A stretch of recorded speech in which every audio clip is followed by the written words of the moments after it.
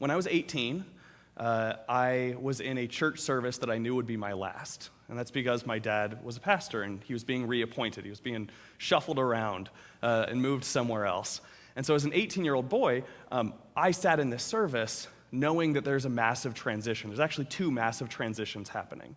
The first is my community is evaporating. I'm moving.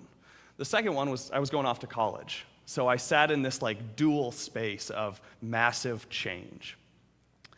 And as I sat there, the service, we'd been at this church for 11 years. And so the service was largely testimony. It was people coming up and sharing what it meant, some to learn from my dad over the course of the 11 years, but most of it was just, what does it mean to walk side by side a young family, watching both kids grow up, watching both adults mature and age. And so it was really beautiful. And there were people coming up and crying as they shared stories. It was really great. And for me, because this is what I do, I was bawling my eyes out. Whenever someone cries, I cry. It's just what my body does. So I'm sitting in the front row. I saw 3 people right there, by the way, just point to themselves. 3 people were like, yeah, I do that too.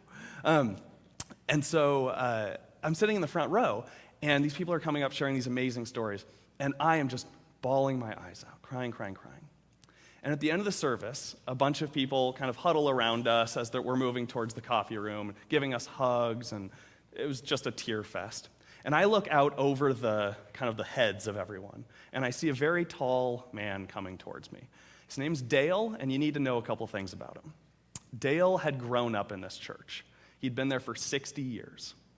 So in pretty much all ways, Dale was part of the institution. He was institutionalized as part of this community, firmly. He had been on all the committees, leadership, and was at every single potluck.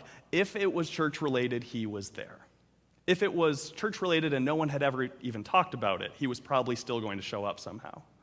And so Dale, the other thing is he's really tall. So Dale comes over, this formidable, very tall man, and he comes up to me, tears streaming down my face, and he puts his hand really firmly on my shoulder, and he says, "Men don't cry." Thank you for laughing. Because what I did at the moment, I had no idea what to do. Now when I look back, I immediately just take a breath and think, how out of touch was this guy? But the experience changed something in me. It really did. And it partially was because even then, at that age, I knew that it was garbage nonsense. At 18, I knew that this was setting up unhealthy boundaries and unhealthy definitions of manhood. And part of it was also just this, like, where is your empathy? You're looking at an 18-year-old boy who you have known for 11 years, and you are rejecting everything about his experience of life right now.